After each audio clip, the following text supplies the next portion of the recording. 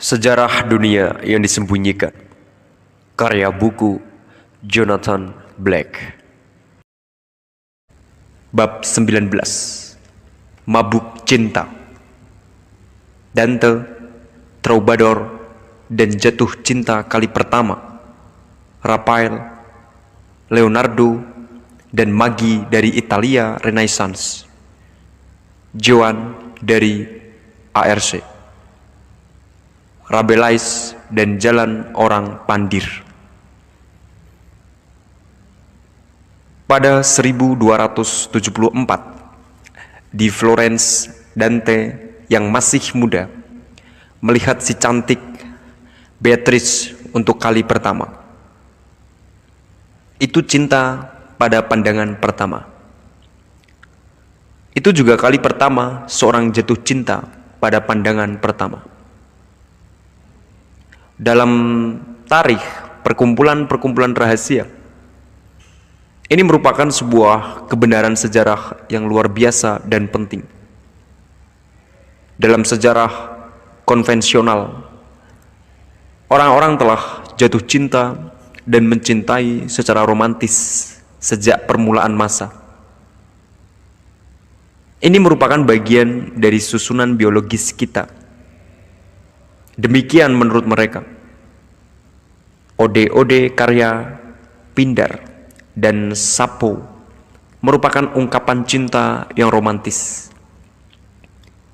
Akan tetapi, dalam sejarah rahasia, ode-ode dari Yunani kuno ini dibaca sebagai sesuatu yang agak bersifat seksual. Mereka tidak menampilkan dungunya kepedihan karena keterpisahan, kegembiraan menggelora saat melihat sosok tercinta, dan tatapan mistis saling terpaut yang mencirikan jatuh cinta pada masa sekarang ini. Dante menulis tentang pandangan pertamanya. Ia mengenakan jubah merah lembut nan indah yang diikat dengan sabuk. Dan saat aku melihatnya, aku katakan sejujurnya bahwa jiwa yang mencintai di palung terdalam hatiku mulai gemetar.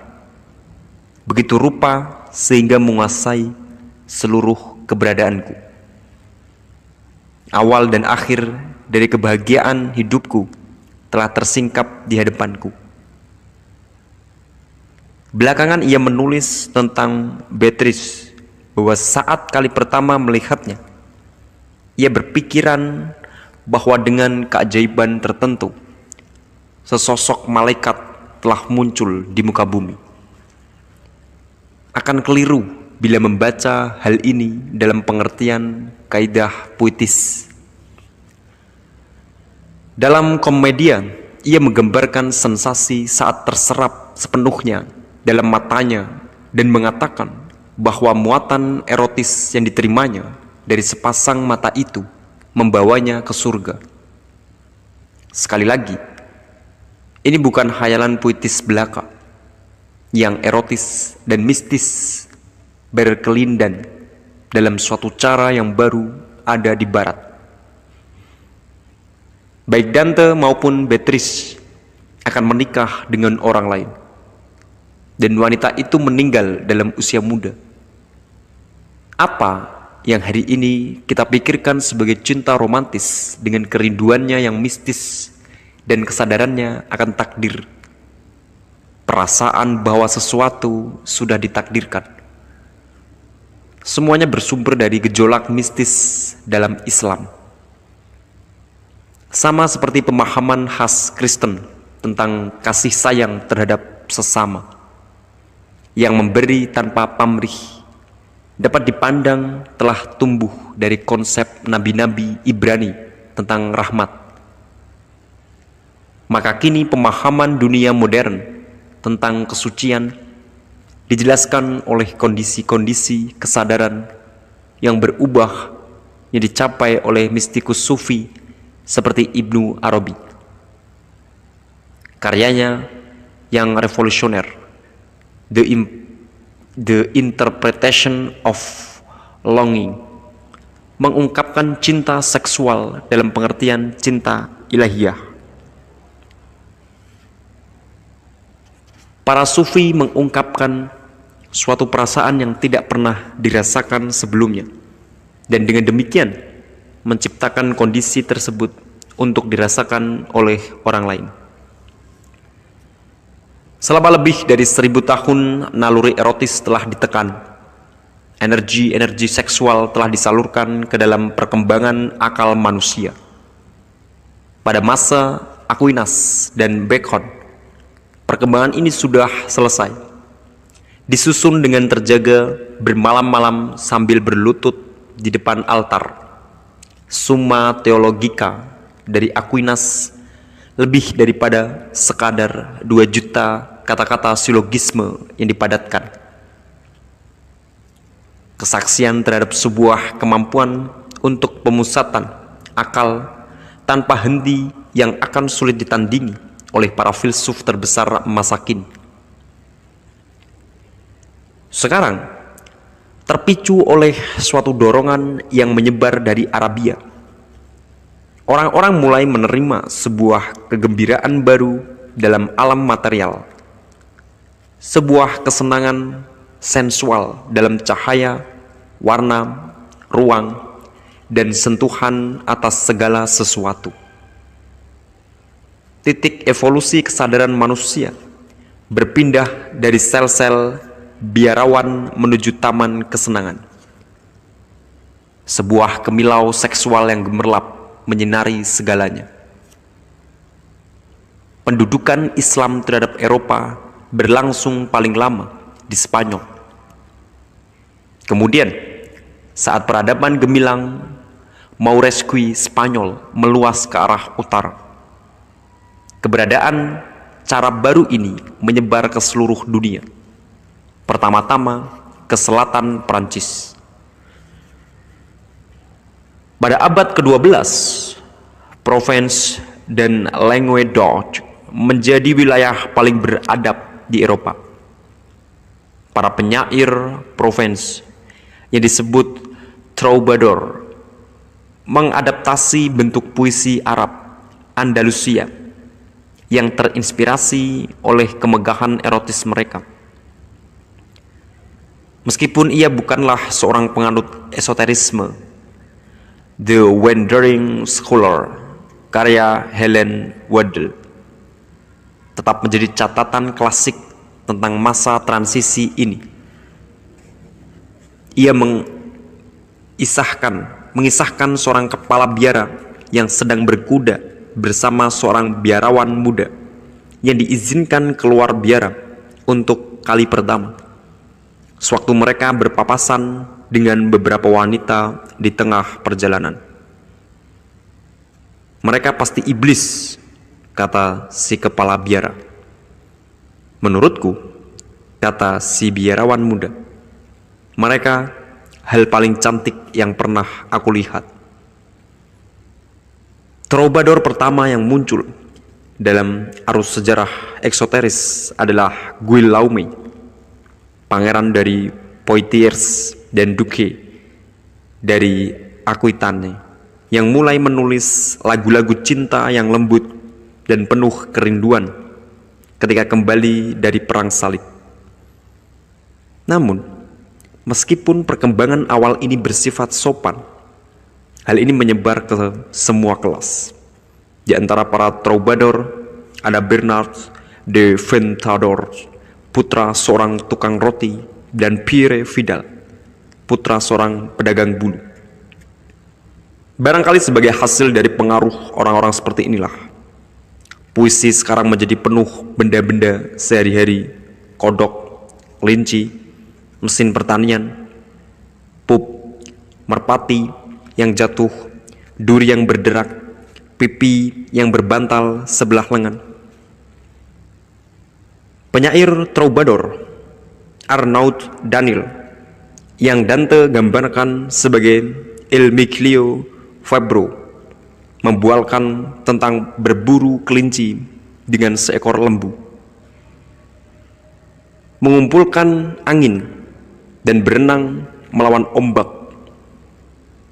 Ia berbicara dengan cara jungkir balik khas para pemikir esoteris tentang kekuatan inisiasi yang telah diberikan kepadanya. Selain menembus halangan kelas, para troubadour membalikkan ketundukan tradisional perempuan terhadap laki-laki. Dalam puisi troubadour, laki-laki memperbudak diri mereka sendiri kepada perempuan. Pernikahan tadinya berfungsi sebagai suatu agen pengendalian sosial, tetapi sekarang para troubadour mendorong suatu bentuk baru percintaan yang tidak diatur, tetapi spontan dan bisa mengalir di antara individu-individu dari status sosial yang berbeda. Cinta menjadi subversif seperti perkumpulan-perkumpulan rahasia itu sendiri. Jatuh cinta dengan cara baru ini membuat orang merasa semakin hidup sepenuhnya. Ini merupakan bentuk kesadaran yang baru dan mendalam. Dalam puisi para troubadour, cinta, keberadaan cara baru ini dapat dicapai bila mana kita berhasil mengatasi jalan melewati sejumlah percobaan, melewati perairan yang sulit dan tinggi, menemukan jalan melalui labirin, pertarungan, bertarung, dan membantai binatang buas. Kita harus memecahkan teka-teki dan memilih peti yang tepat. Sudah pucat dan tersiksa oleh keraguan, Sang Pencipta gemetaran ketika ia pada akhirnya diizinkan ada di hadapan Sang Tercinta. Dalam penyempurnaan, ia mencapai suatu kondisi kesadaran yang berubah, yang menganugerahkan kekuatan-kekuatan supernatural. Semua pecinta sejati tahu bahwa ketika mereka saling bertatapan mata dalam-dalam, mereka benar-benar sedang menyentuh satu sama lain. Dengan kata lain, tidak hanya pengalaman jatuh cinta diperkenalkan ke dalam arus kesadaran manusia oleh para inisiat, tetapi pengalaman hidup dalam cinta memberikan struktur mendalam dari proses inisiasi. Literatur troubadour penuh dengan simbolisme inisiasi. Simbol paling populer dari troubadour, yakni bunga mawar, kemungkinan berasal dari sufisme, di mana hal itu merupakan sebuah simbol antara lain dari jalan masuk ke alam rohani dan suatu kiasan yang jelas akan cakra. Dalam kisah terkenal Nightingale and the Rose, burung melambangkan kerinduan jiwa manusia terhadap ketuhanan. Ada juga tingkatan makna yang jelas-jelas seksual di sini, dikaitkan dengan sifat sensual dan montok dalam bunga mawar. Adanya mawar di mana-mana dalam puisi cinta troubadour seharusnya mengingatkan kita pada keberadaan sesuatu yang esoteris. Barangkali, sebagaimana yang dipercayai Ezra Pound, teknik-teknik alkimia dalam ekstase seksual.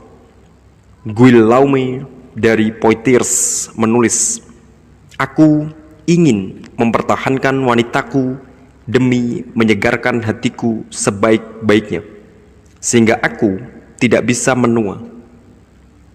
Ia yang mampu memiliki kegembiraan cintanya sendiri akan hidup 100 tahun.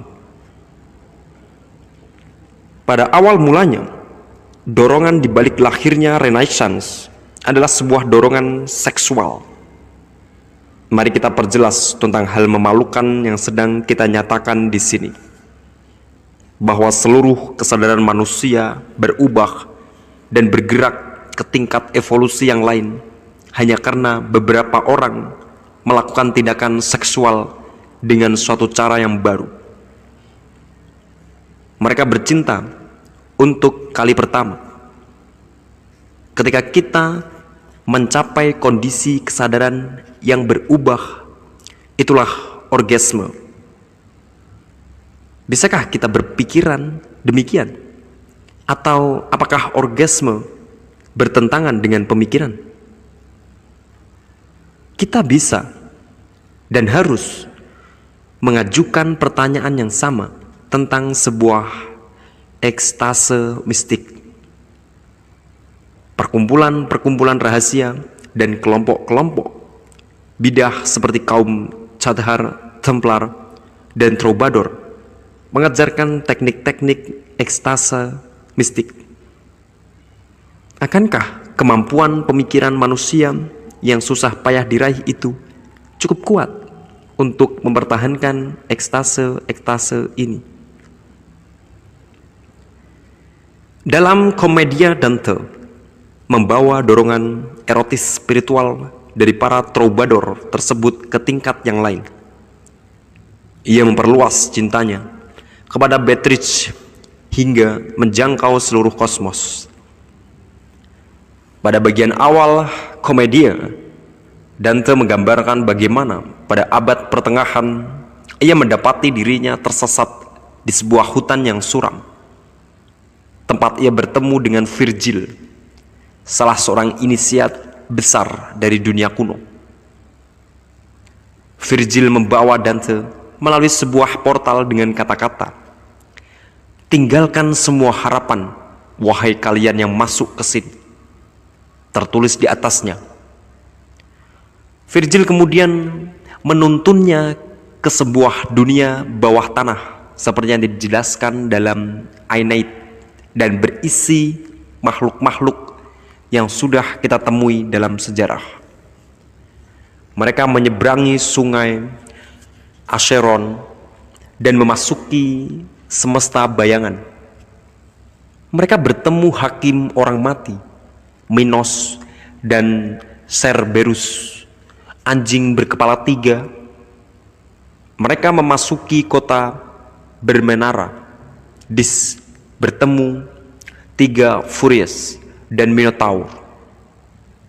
Mereka berjalan di tepi danau darah, tempat kekerasan tenggelam, termasuk Attila dari Hun.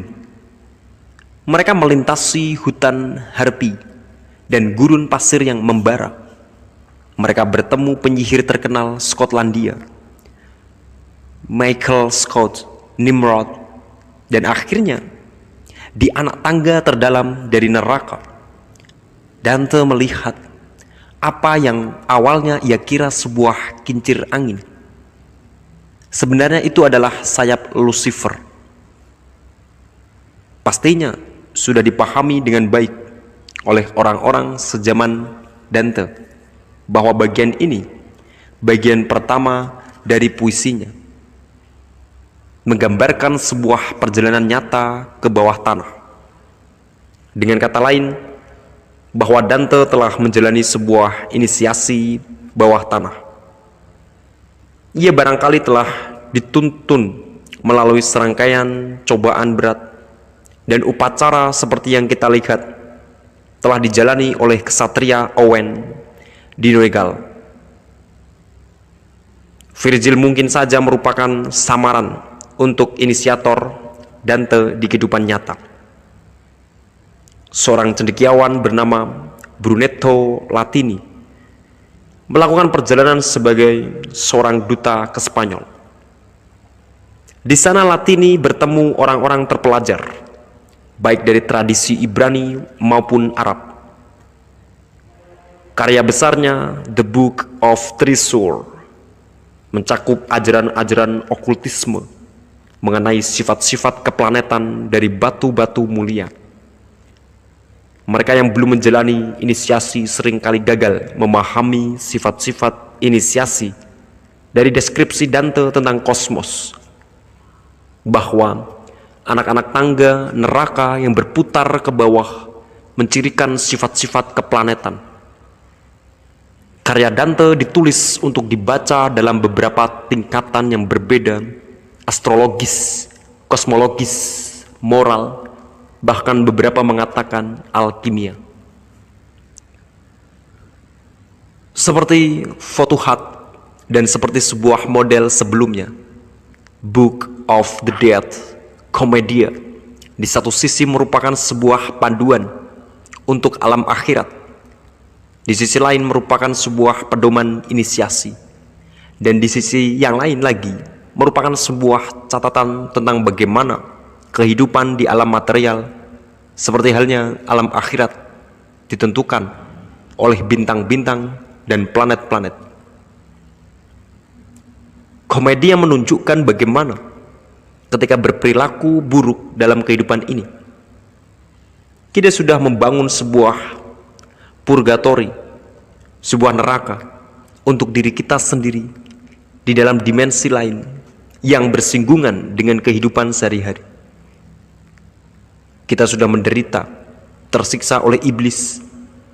Jika kita tidak ingin bergerak menaiki spiral hierarki surgawi, jika kita berpuas diri dengan keberhasilan dan kesenangan duniawi semata, kita sudah ada dalam purgatori. Novel karya Oscar Wilde, The Picture of Dorian Gray, telah menjadi sebuah bagian dari kesadaran publik. Kita semua tahu bahwa meskipun tampan dan sombong, Dorian menyimpan sebuah lukisan di lotengnya yang membusuk dan berubah mengerikan saat ia terjerumus ke dalam kehidupan pesta pora. Sementara dirinya sendiri tetap sempurna dan tanpa kerutan. Di bagian akhir novel, pembusukan dalam lukisan itu tiba-tiba menimpa Dorian sekaligus. Menurut Dante, kita semua adalah Dorian Gray, menciptakan diri-diri yang mengerikan dan merancang hukuman yang mengerikan untuk diri kita sendiri.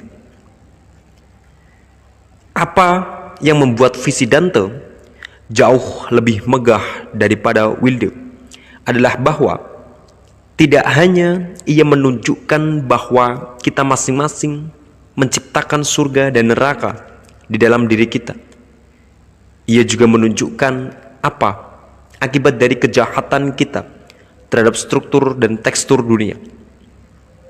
Ia memutarbalikkan dunia untuk mengungkapkan efek mengerikan dari pikiran terdalam kita dan perbuatan yang paling ingin kita rahasiakan. Menurut Dante, segala yang kita lakukan atau pikirkan secara material mengubah alam semesta. Umberto Eco pernah menyebut puisi Dante pemujaan terhadap alam maya. Pada 1439, sosok asing misterius bernama Gemistos Platon menyelinap ke dalam istana Cosimo dan Medici, penguasa Florence. Platon membawa teks-teks Yunani yang hilang karya Plato. Ternyata, ia juga membawa berbagai macam teks Neoplatonis, beberapa himne Orpheus, dan yang paling menarik, beberapa materi esoteris yang konon berasal dari Mesir zaman piramida. Platon berasal dari Bizantium, di mana tradisi esoteris Neoplatonis masih berkembang, yang sudah ada sejak masa para pendeta gereja awal seperti Clement dan Origen. Sebuah tradisi yang telah ditindas oleh Roma. Platon mampu memantik gagasan Cosimo tentang sebuah silsilah pengetahuan universal. Tetapi rahasia yang sudah ada jauh melampaui penganut Kristen awal ini sampai ke Plato, Orpheus, Hermes, dan para oracle di Kaldea. Ia membisikkan ke telinga Cosimo tentang sebuah filsafat abadi, tentang reinkarnasi dan pertemuan pribadi dengan dewa-dewa dari hierarki yang mungkin bisa dicapai oleh upacara dan nyanyian ritual Hymns of Orpheus. Daya tarik terhadap pengalaman pribadi yang hidup Inilah yang mengilhami Renaissance. Cosimo di Medici memperkerjakan cendekiawan Marsilio Ficino untuk menerjemahkan dokumen-dokumen Platon, dimulai dengan Plato. Tetapi ketika Cosimo tahu tentang materi-materi dari Mesir, ia menyuruh Ficino mengesampingkan Plato dan menerjemahkan materi-materi dari Mesir tersebut sebagai gantinya. Semangat yang Platon perkenalkan ke Italia melalui terjemahannya atas hermeneutika menyebar dengan cepat di kalangan elit budaya. Hasrat terhadap pengalaman baru bersama suatu hubungan yang segar dan vital dengan alam rohani memikat magi Italia. Giordano Bruno, ia menuliskan tentang cinta yang menimbulkan keringat berlebihan, jeritan-jeritan yang menuliskan bintang-bintang, ratapan-ratapan yang menggema di gua-gua neraka, siksaan-siksaan yang menghilangkan semangat hidup, desahan-desahan yang membuat dewa-dewa jatuh pingsan karena kasih sayang. Dan semua ini demi sepasang mata itu, demi yang putih itu, bibir itu, rambut itu, kehati-hatian itu, senyum tipis itu, kemasamaan itu, matahari gerhana itu, kejijikan itu, luka dan penyimpangan alam itu, bayangan, hayalan, mimpi, pesona Kirke yang mengawali generasi. Ini merupakan sebuah catatan baru dalam sastra. Sastra Renaissance gemerlap oleh bintang-bintang dan planet-planet. Para penulis besar Renaissance Italia memanggil energi ini dengan menggunakan imajinasi yang aktif dan cerdas, seperti Helen Waddell. Frances Yates bukan seorang penganut esoterisme, atau kalaupun ia seorang penganut, tidak ada petunjuk dalam tulisan-tulisannya. Tetapi berkat penelitiannya yang cermat dan analisisnya yang brilian, dan berkat para cendekiawan di Warburg Institute yang telah mengikuti jejaknya, kita mendapatkan pemahaman yang mendetail tentang penemuan-penemuan esoteris Renaissance dan tentang cara-cara mereka menginspirasi seni dan sastra.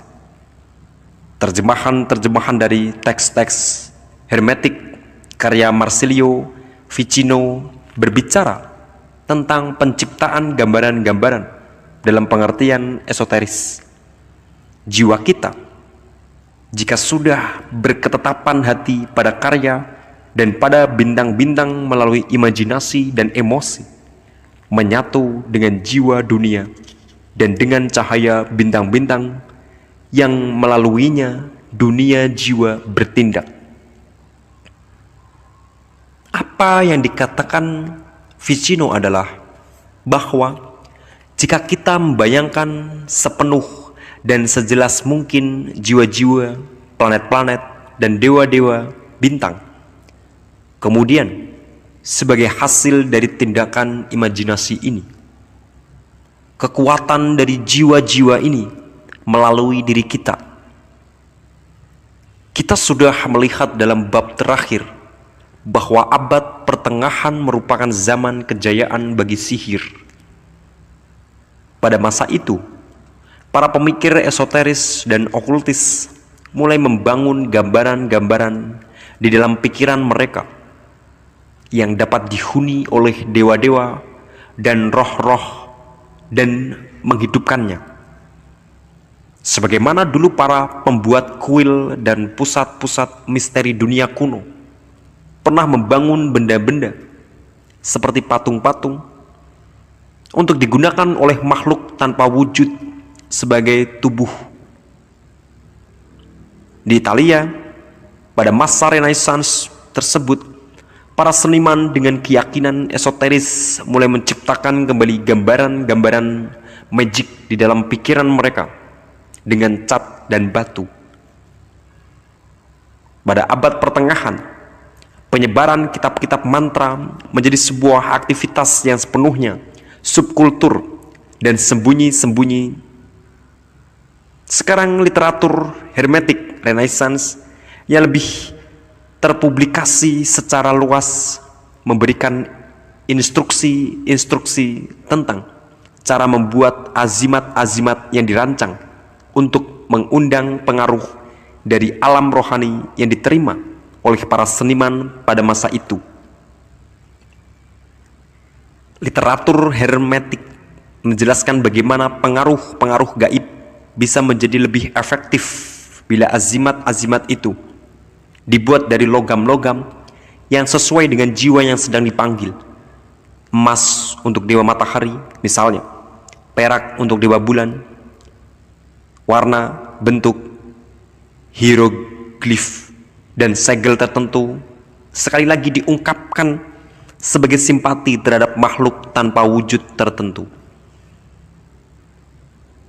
Seorang kritikus seni pernah membicarakan kecenderungan terhadap sifat-sifat minor dan terhadap warna yang lebih terang dari Sandro Botticelli yang menunjukkan suatu sifat yang sangat halus, seolah-olah ia sedang menggambarkan makhluk-makhluk dari alam lain yang belum sepenuhnya mewujud.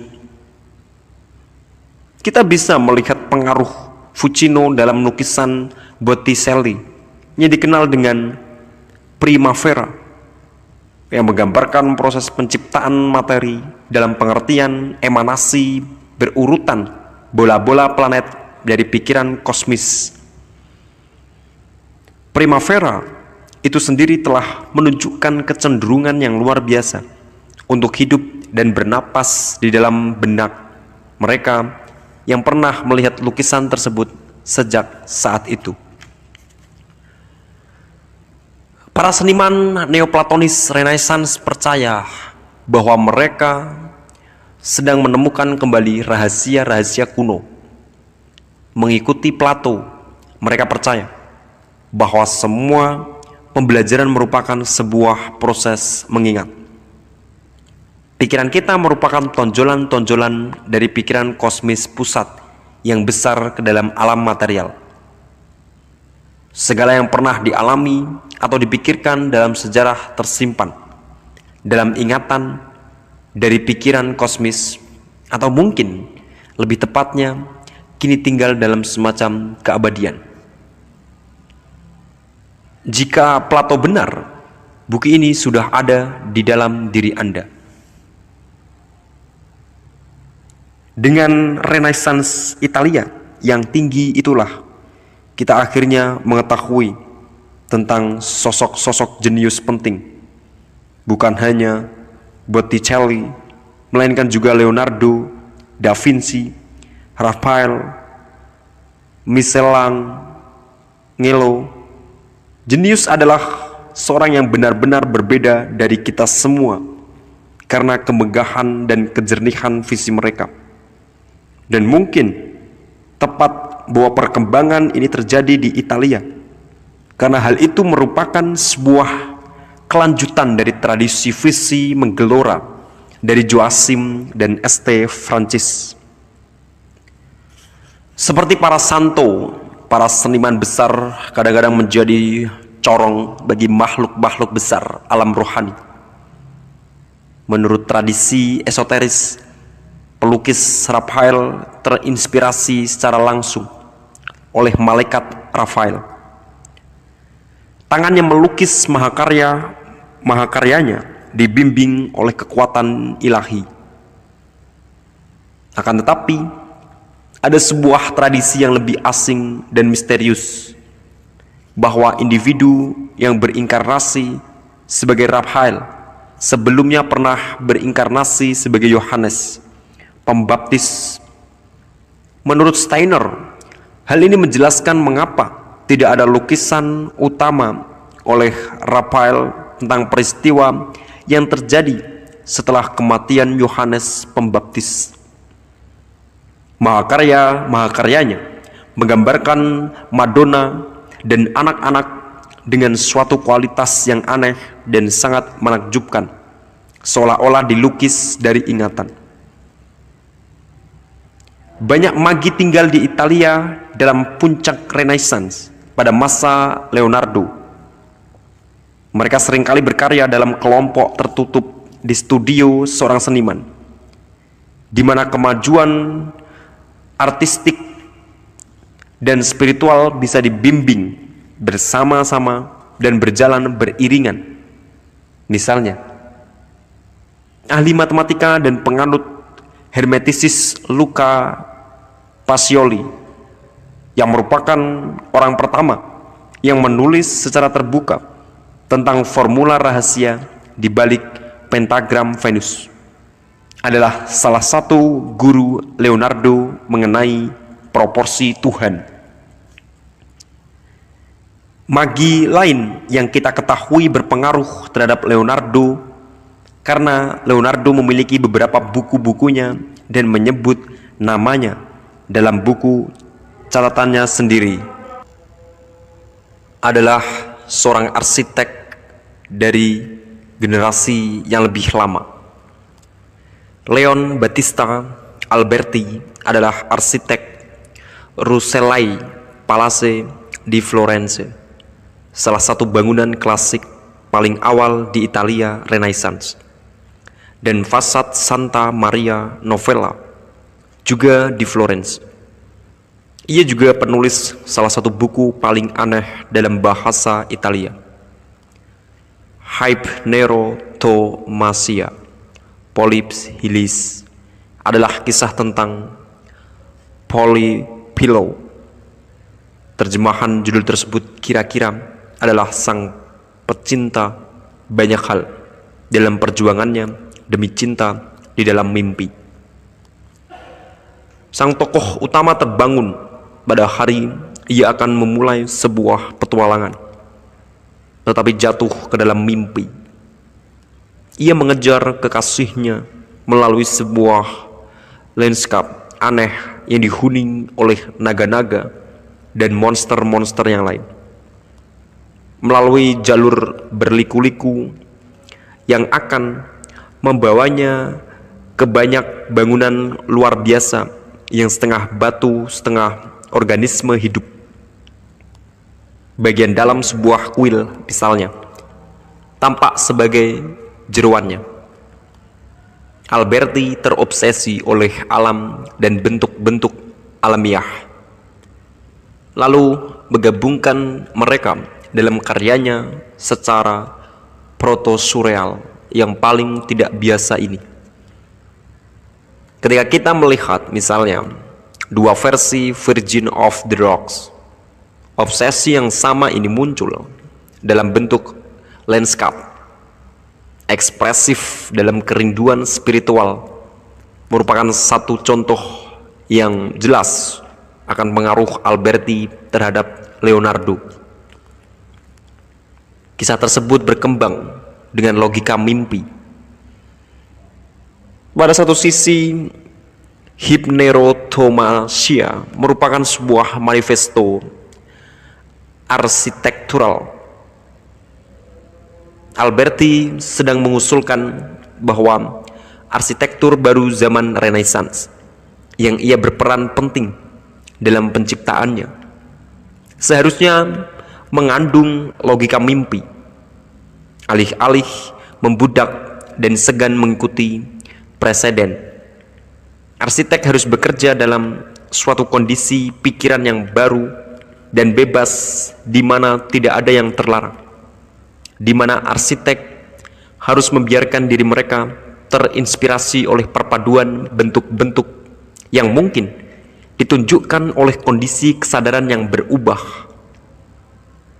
Dengan demikian, Alberti sedang merekomendasikan semacam pemikiran percobaan yang terkendali sebagai sebuah cara untuk memfasilitasi suatu cara berpikir baru, dan tidak hanya dalam bidang arsitektur. bahwa penyaluran energi seksual terlibat di dalamnya menjadi jelas pada bagian akhir cerita ketika sang tokoh utama akhirnya bersatu dengan kekasihnya dalam serangkaian ritus mistis di kuil Venus. Kekasihnya diminta oleh pendeta untuk mengaduk sebuah kolam dengan obor yang menyala. Ini membuat Polyphilo jatuh ke dalam suatu kondisi trans.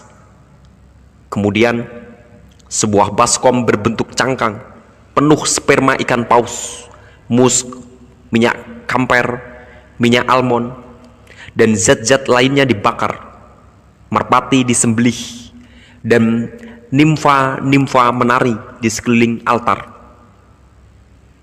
Ketika kekasih yang cantik itu dimintai untuk menggaruk tanah di sekeliling dasar altar, seluruh bangunan bergetar seolah-olah gempa bumi, dan sebatang pohon muncul tiba-tiba dari bagian atas altar. Polyphilo dan kekasihnya mencicipi buah dari pohon ini. Mereka berpindah ke dalam kondisi kesadaran yang bahkan lebih tinggi lagi. Kekuatan vulkanik dari libido telah disalurkan oleh sang pendeta ahli, sehingga semua aturan larangan atas perilaku, moralitas, dan kreativitas, bahkan hukum-hukum alam telah dijungkir balikan. Barangkali yang paling misterius di antara semua mahakarya dari Renaissance Italia adalah Mona Lisa. Siapa yang mampu menjelaskan kekuatannya? Kritikus besar seni abad ke-19 dan penganut esoterisme Walter Pater menulis tentangnya. Kepalanya adalah kepala di mana semua akhir dunia sudah datang, dan sepasang kelopak mata itu sedikit kelelahan. Inilah keindahan yang ditempa dari dalam pada daging, tumpukan sel demi sel kecil, dari pemikiran yang aneh dan lamunan yang fantastis, serta nafsu yang halus sekali. Ia lebih tua daripada bebatuan tempatnya duduk di tengahnya. Ia sudah mati berkali-kali dan mengetahui rahasia-rahasia kubur, dan sudah menyelam di samudra-samudra yang dalam dan menjaga hari kejatuhan mereka dalam dirinya. Peter barangkali sedang mengisyaratkan apa yang diketahuinya. Mona Lisa sesungguhnya lebih tua daripada para dewa. Kita sudah melihat sebelumnya bagaimana bulan berpisah dari bumi demi memantulkan sinar matahari ke bumi dan memungkinkan adanya refleksi manusia. Kita juga sudah melihat bagaimana pada 13.000 sebelum Masehi Isis menarik diri dari bumi menuju bulan untuk menjadi pelindung dari proses refleksi ini. Sekarang pada awal abad ke-15, setelah kosmos menghabiskan ion yang bekerja untuk menciptakan kondisi-kondisi yang memungkinkan refleksi dalam pengertian yang kita pahami pada saat ini, akhirnya terjadilah mahakarya Leonardo adalah sebuah ikon dalam sejarah manusia karena menangkap momen terjadinya langkah ini dalam evolusi kesadaran.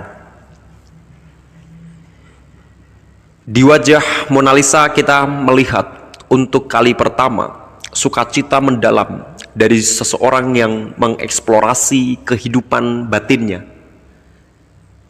Ia bebas untuk melepaskan diri dari dunia panca indera yang menekannya dan berkeliaran di dalam diri. Ia memiliki apa yang disebut oleh J.R.R. Tolkien dalam konteks lain sebagai mata batin yang tanpa beban, lincah, dan terpisah. Dengan demikian, Mona Lisa menciptakan suatu ruang magic yang mungkin dihuni oleh jiwa Isis. Tentu saja, hampir mustahil pada hari ini untuk sendirian di Louvre bersama Mona Lisa. Tetapi seperti The Lohan di dalam British Museum, lukisan itu diciptakan agar jika kita berhubungan dengannya, ia akan berbicara kepada kita. Jauh dari gemerlap dan kemegahan istana-istana Renaissance Italia, di utara Eropa yang belum maju, jiwa yang lain sedang membuat dirinya dirasakan. Pada usia 12 atau 13 tahun, seorang gadis muda yang tinggal di sebuah pondok pedesaan sederhana di Prancis, di lembah Loire yang berhutan lebat, mulai mendengar suara-suara dan melihat visi-visi. Malaikat Mikael menampakkan diri di hadapan Joan dan mengatakan kepadanya bahwa ia akan mendapatkan bimbingan rohani. Ia enggan untuk menyetujui hal ini, mengatakan ia lebih suka berputar-putar di sisi ibunya. Namun, suara-suara itu semakin mendesaknya. Mereka memberitahukan tentang misinya ketika sepasukan penyerang Inggris sepertinya akan merebut kota Orleans. Suara-suara itu menyuruhnya untuk pergi ke kota terdekat Chinon untuk menemui Dauphin, pewaris tahta Perancis, dan dari sana membawanya untuk dinobatkan di katedral Reims. John masih sedikit lebih besar dibanding seorang anak-anak ketika ia tiba di istana Dauphin. Ia memainkan tipu muslihat terhadap anak itu, membiarkan seorang penggawa duduk di atas singgasana dan berpura-pura menjadi dirinya. Tetapi Joan mengetahui dan berbicara langsung kepada Dauphin. Yakin dengan Joan, Dauphin memperlengkapi dengan seekor kuda putih dan baju besi putih. Ia memakainya di atas pelana selama 6 hari, 6 malam, tanpa henti. Joan melihat sebuah visi tentang sebilah pedang yang tersembunyi di sebuah gereja. Pedang yang ia gambarkan dengan 3 salib berbeda di atasnya ditemukan tersembunyi di balik altar di gereja St. Caterina di Fierbois di dekat situ. Sebagaimana yang kadang-kadang terjadi dalam sejarah, ketika sosok-sosok agung dari alam rohani menghadirkan kekuatan mereka untuk diemban oleh individu tertentu, Joan tidak bisa dilawan. Tidak ada yang bisa menghentikannya, walaupun rintangan terhadap dirinya kadang-kadang tampak luar biasa. Ketika pada 28 April 1429, Joan tiba di luar Orleans yang sekarang diduduki oleh musuh pasukan Inggris mundur di hadapan gadis muda itu dan sepasukan kecil pendukungnya. 500 orang dari mereka mengalahkan pasukan Inggris yang terdiri dari ribuan orang dengan suatu cara yang bahkan kaptennya sendiri menggambarkannya sebagai keajaiban. Atas desakan Joan, Dauphin dinobatkan sebagai Raja Prancis di Reims. Misinya telah tercapai dalam waktu kurang dari 3 bulan. Sulit untuk memikirkan sebuah contoh yang lebih jelas tentang pengaruh alam rohani terhadap jalannya sejarah dunia. George Bernard Shaw yang sangat tertarik dengan filsafat esoteris akan menulis bahwa di balik peristiwa-peristiwa ada kekuatan-kekuatan evolusioner yang melampaui kebutuhan-kebutuhan biasa kita dan yang menggunakan individu-individu untuk tujuan-tujuan yang jauh melampaui tujuan dalam menjaga individu-individu tersebut tetap hidup, sejahtera, terhormat, selamat, dan bahagia. Dikhianati oleh bangsanya sendiri, Joan dijual ke pihak Inggris. Ia diinterogasi dengan seksama tentang suara-suara yang didengarnya. Ia mengatakan, mereka kadang-kadang disertai visi-visi dan cahaya terang, bahwa mereka menasihatinya, memperingatkannya, dan bahkan memberinya petunjuk mendetail, sering beberapa kali dalam sehari. Joan juga mampu meminta nasihat dari mereka dan akan menerima jawaban mendetail atas pertanyaan-pertanyaannya. Keakraban yang mudah semacam itu, komunikasi yang mendalam dan mendetail dengan alam rohani semacam itu yang ada di luar naungan gereja, digolongkan sebagai ilmu sihir, dan pada 30 Mei 1431 Joan dibakar di tiang pancang di pasar Rouen di Perancis Utara. Seorang prajurit Inggris berpaling kepada yang lain dan berkata, "Kita telah membakar seorang santa."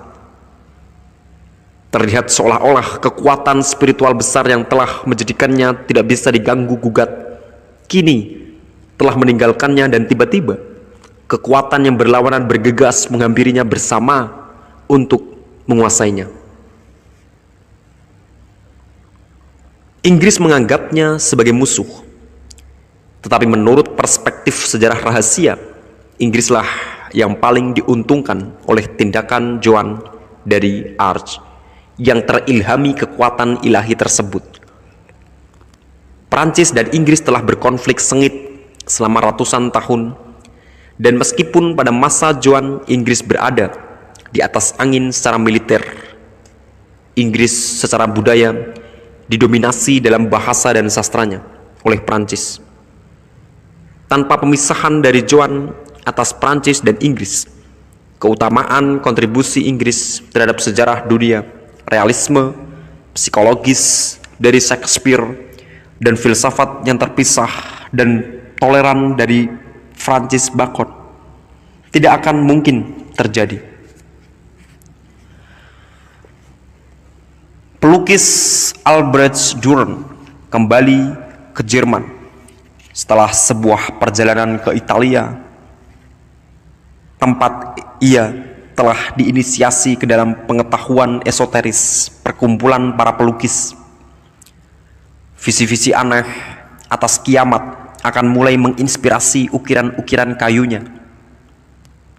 Ia juga akan melukis potret dirinya sebagai seorang inisiat, memegang sekuntum tistel yang mekar, berkilauan embun, keringat, bintang-bintang sebagai suatu tanda bahwa organ-organ penglihatan spiritualnya sedang membuka untuk sebuah fajar baru. Di tengah perjalanan, ia berhenti di pinggir jalan untuk melukis serumpun rumput. Cat air ini merupakan lukisan still life pertama yang pernah dilukis.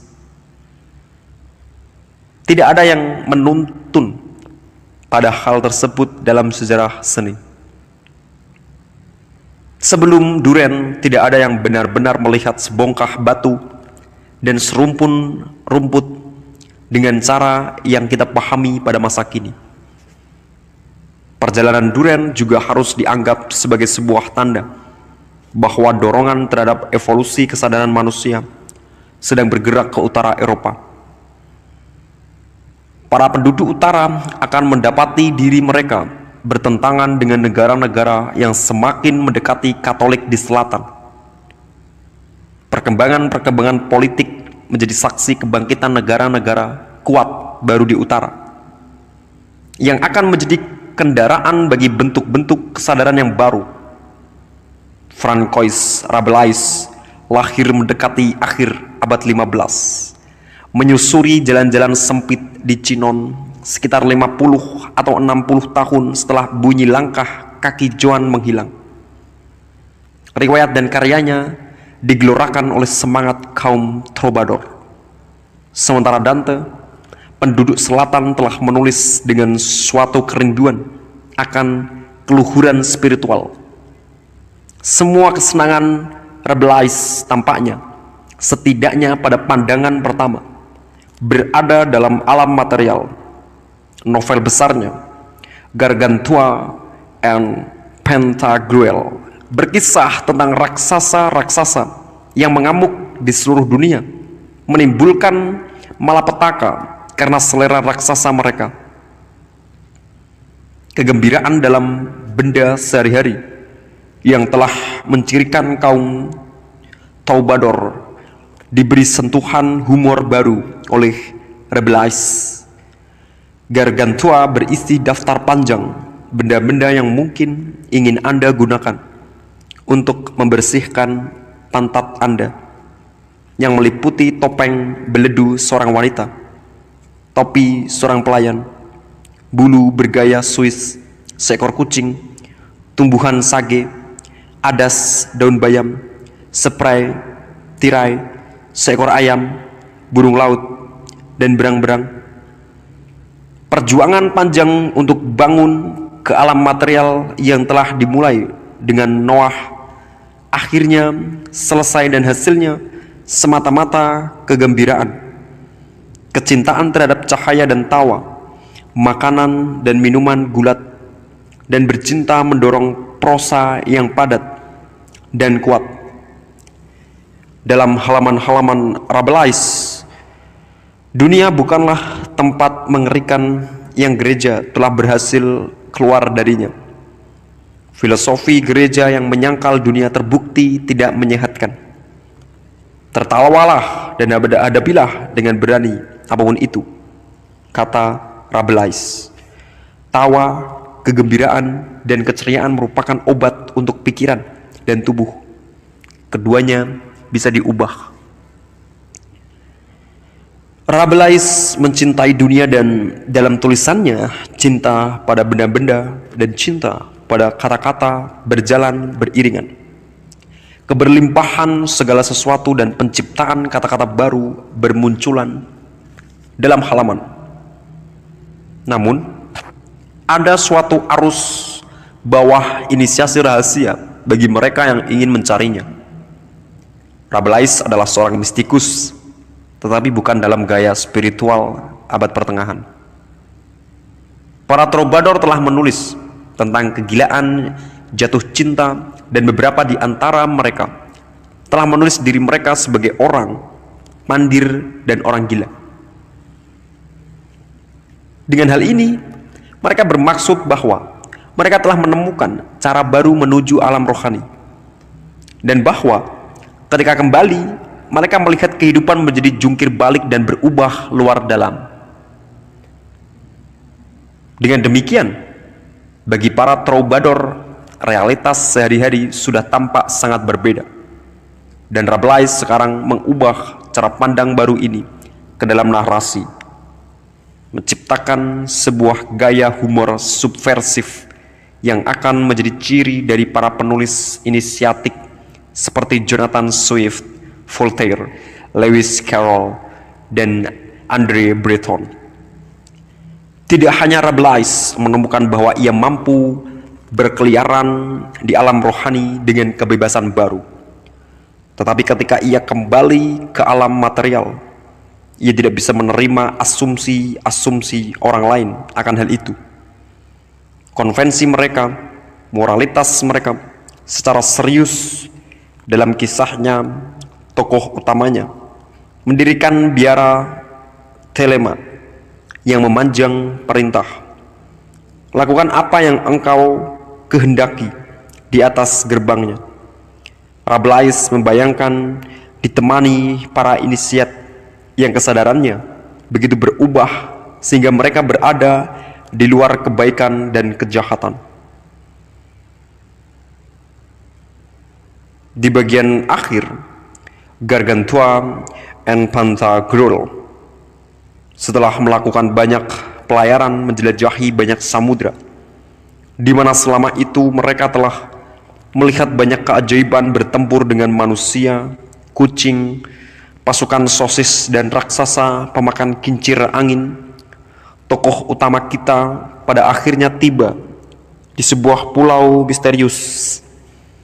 Alkemis abad ke-20 Fulcanelli menjelaskan bahwa Dengan kedatangan ini, Rabelais bermaksud mengatakan bahwa tokoh utamanya memasuki metrik.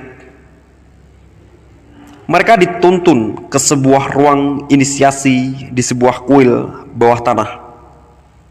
Kisah-kisah tentang pergi ke bawah tanah seharusnya selalu mengingatkan kita pada fakta bahwa fisiologi okultisme sedang disinggung. Perjalanan ke bawah tanah adalah perjalanan di dalam tubuh. Di bagian pusat dan paling dalam dari kuil tersebut berdiri sebuah kolam kehidupan yang sakral. Fulcanelli menunjukkan bahwa Rabelais membiarkan minat esoteris dan alkimianya muncul ke permukaan dalam deskripsi air mancur ini dengan 7 pilarnya yang dipersembahkan untuk ke-7 planet. Masing-masing dewa planet memegang batu mulia, logam, dan simbol alkimia yang sesuai. Sebuah figur Saturnus menggantung di atas satu kolom dengan sebilah sabit dan seekor bangau di kakinya. Merkurius yang paling mencolok digambarkan teguh, tegas, dan lunak, yang artinya setengah terpadatkan dalam proses transmutasi alkimia. Apa yang mengalir dari air mancur ini dan apa yang peziarah kita, begitulah kita seharusnya memikirkan mereka. Kita sadari sekarang, minum adalah anggur. Minum adalah sifat yang membedakan dalam umat manusia, tulis Rabelais.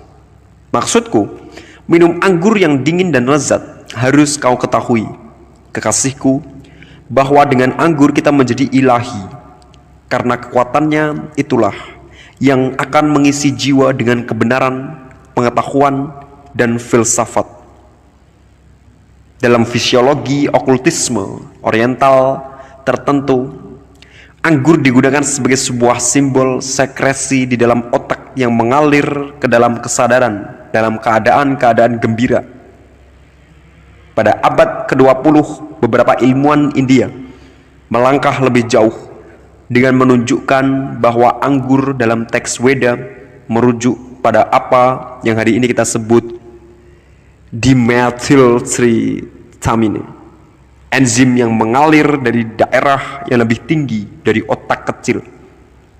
Swami Yogananda juga berbicara tentang sekresi neurofisiologis yang disebutnya amrita yang membahagiakan. Nektar keabadian menggetarkan yang menghadirkan momen-momen meningkatkan kesadaran dan memungkinkan kita untuk merasakan langsung gagasan-gagasan besar yang menyatukan alam material. Ya Allah, tulis guru sufi Syekh Abdullah Anshori, mabukkanlah aku dengan anggur cintamu.